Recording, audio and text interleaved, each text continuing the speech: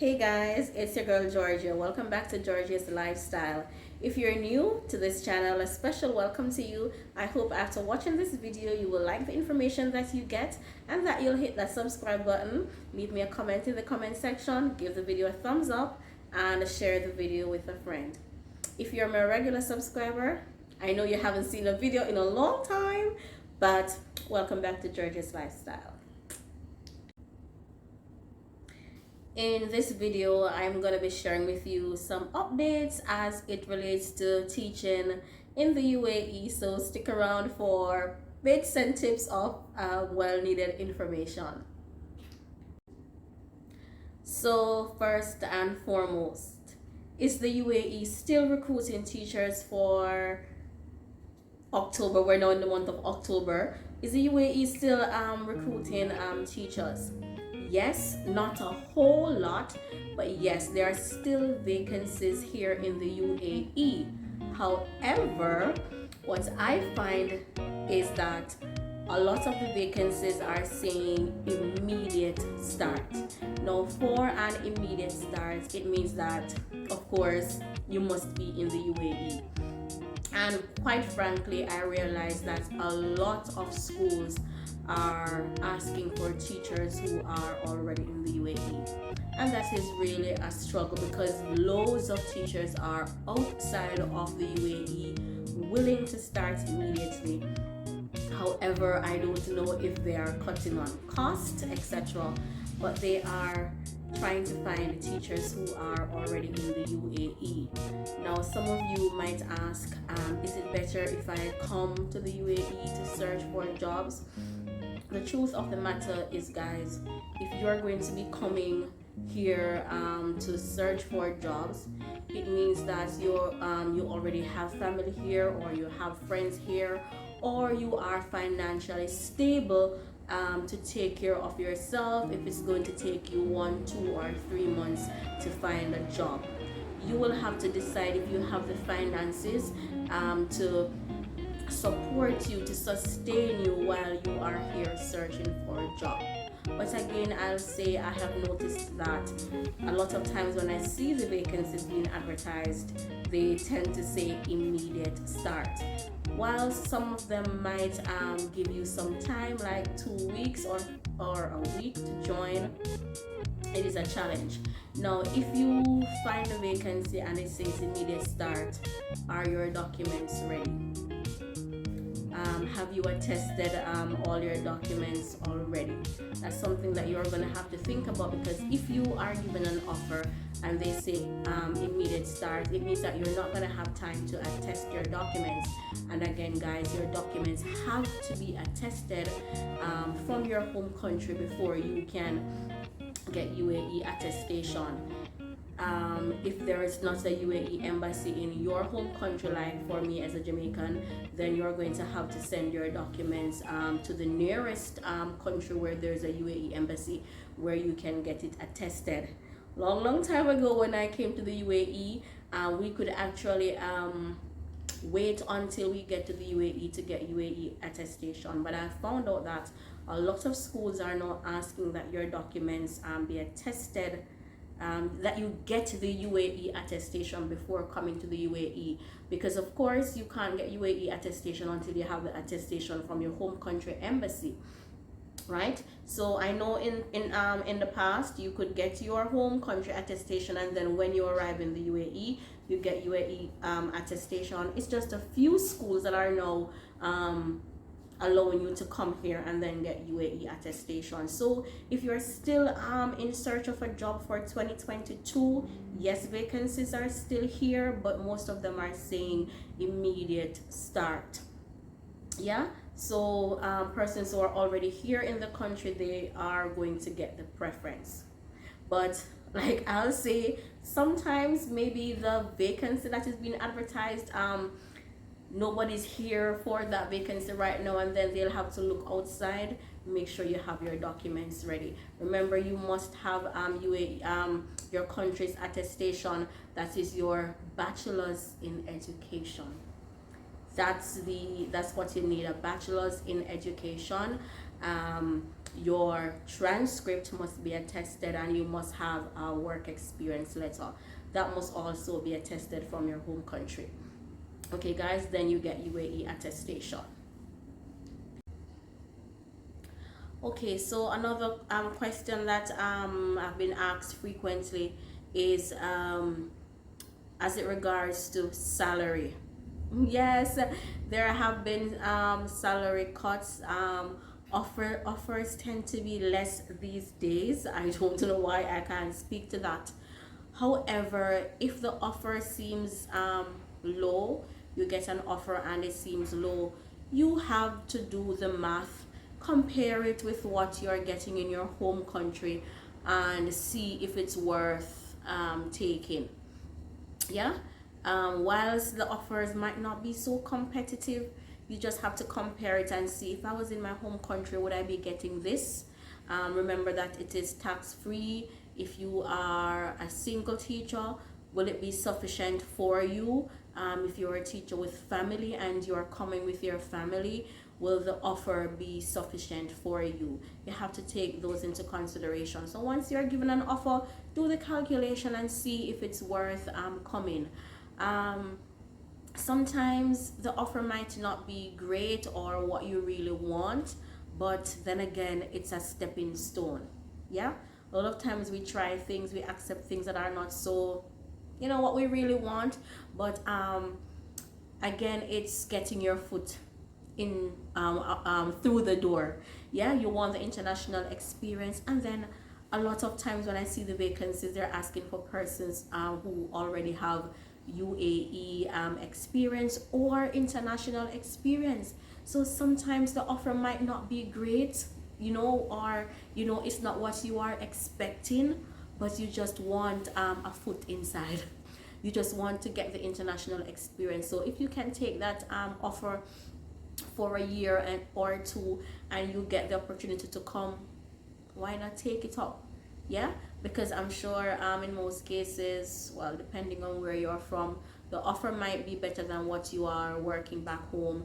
And again, sometimes if you match the offer here, it might be the same as you're getting in your home country, but the advantage is that it's tax free here. You're not paying any tax. Whatever you sign for on your offer letter, that is what you're going to be getting every month. It is not tax free. So you determine how you spend it.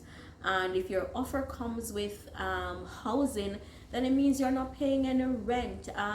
Some offers you get accommodation, and you're not even paying utilities. So the only bill you will have to pay is maybe your internet bill. While some offers you get accommodation, but you have to pay the utilities. So you just have to do the calculation, guys, and see what will be best for you. But I know some of you ask me from time to time how much salary you can expect. The truth is, I can't tell you how much salary to expect. Every school has their own salary package and benefits.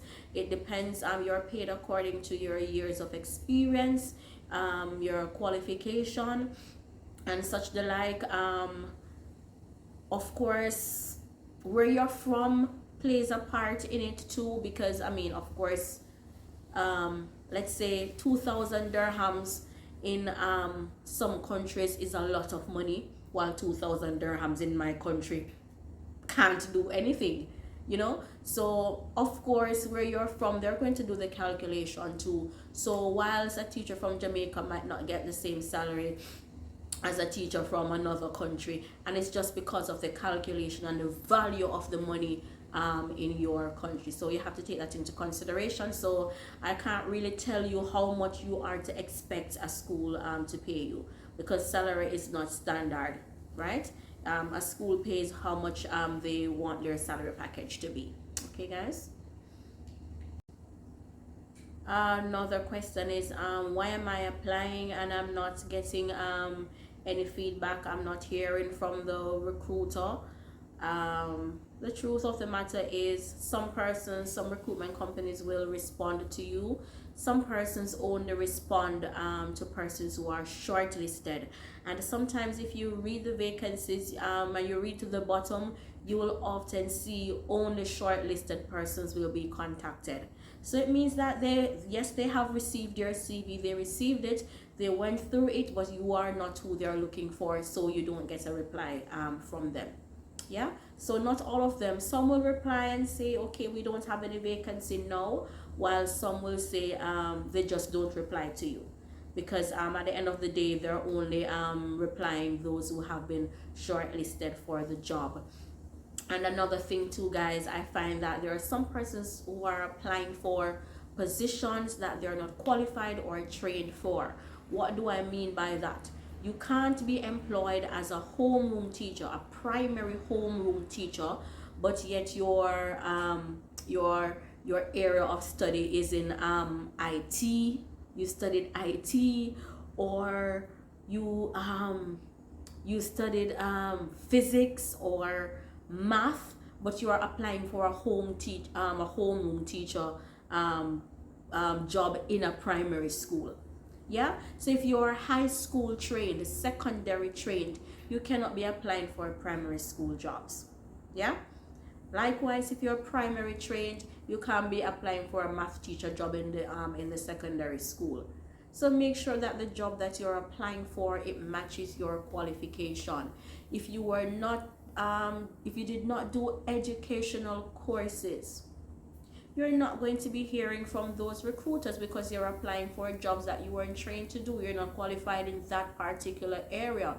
You can't do pharmaceutical studies or zoology, just for example, and then you're applying for homeroom teacher jobs or specialist teacher jobs.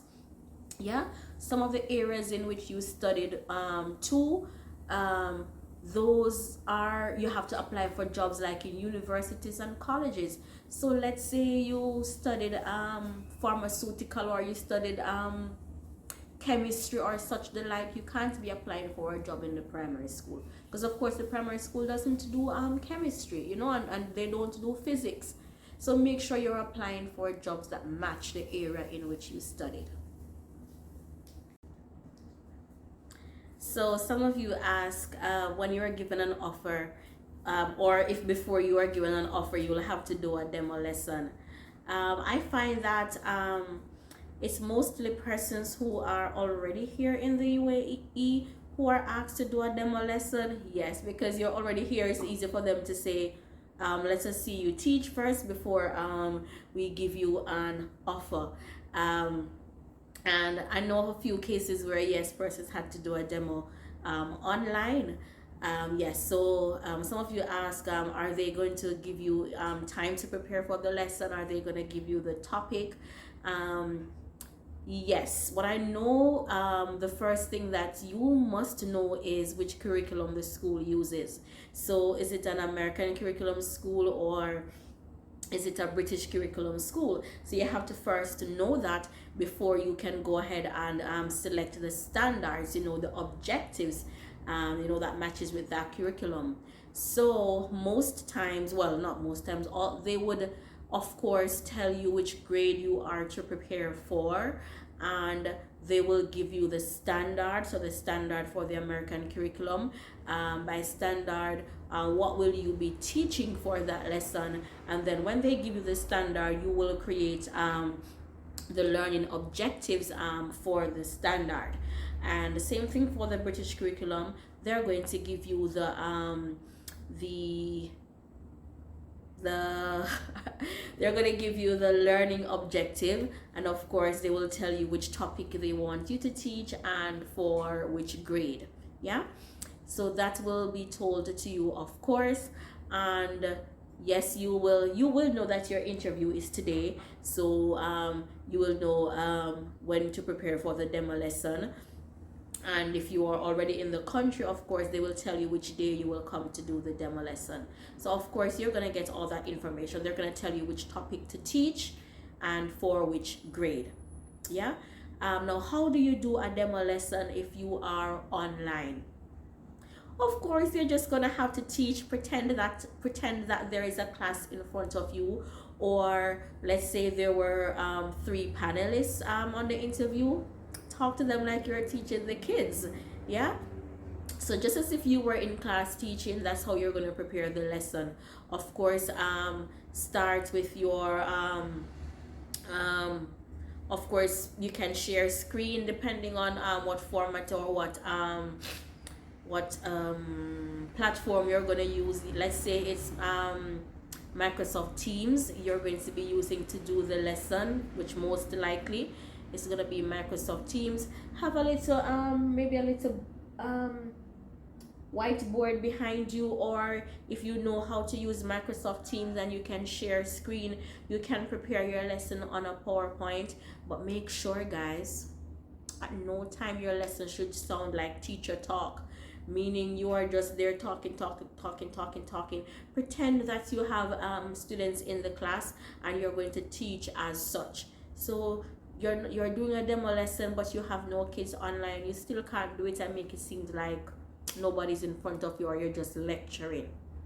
Yeah, so you're gonna select your topic, select resources. So let's say you're teaching what nouns, and your first lesson is going to be what are nouns, identifying nouns. Make sure you have some teaching aids, yeah, resources that you will use for the lesson. So you're online and you're teaching nouns, hold up some pictures or something like that. What am I holding? I'm holding a pencil. Put up a picture of a place, put up a picture of an animal, put up a picture of a thing, put up a picture of a name, yeah. And elicit some ask the children some question. What is this? Oh, it's a place. What is this? It's a person, it's a girl, it's a boy. What is this? It's a pencil, yeah. And then next, try to have in the lesson an interactive game, something that will have the children interacting, touching. If you are good with technology, try to incorporate a digital game or something, yeah. But you have to make it seem like you have a class in front of you. Say very good, well done, even though you're doing it online and there are no kids there. Pretend, pause and pretend that you're the child. Me, miss, yes, and pretend that you are the child, and always praise them. Well done, good job. And then if you're doing the demo, you're in here in the UAE, you're doing it. You actually went to the school. Then of course you're gonna use your board. Make sure there's the date. Make sure the standard is there, or the learning objective is there. The success criteria is on the board. And you start with like a provocation. How will you introduce your lesson? With a question, with a scenario, with a role play. But make sure you start your lesson in an interesting way. Have the kids guessing, have them brainstorm them, ask them, give them some cues, for them to elicit from them what they think the lesson will be about. And then make sure that it doesn't seem like a lecture. You're just there talking. Get the students to talk, get them to do, yeah. And make sure that whatever you do, the lesson is interactive. Try to do some grouping. Yes, that is something that is very critical or key here. Even as a teacher here, you have to make sure that you do grouping in your class. Make sure that there's differentiation. What do I mean by differentiation? Remember, you have visual learners, you have auditory learners in your class. Make sure the activities it matches the learner ability in your class. And when you're going to give the activities to, make sure you're not giving everybody the same activity. Not every child is performing on the same level. So differentiate in the methods that you use to teach. Also play a video for those who are auditory learners. Have some visual things there. Sorry about the noise you are hearing in the background, guys.